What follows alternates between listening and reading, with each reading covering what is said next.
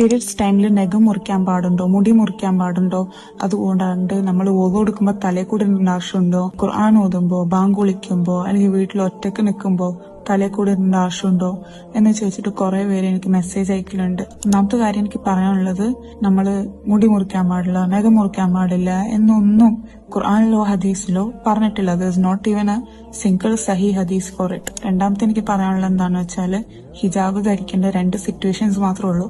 ഒന്ന് നിസ്കാരത്തിലും, ഓക്കെ.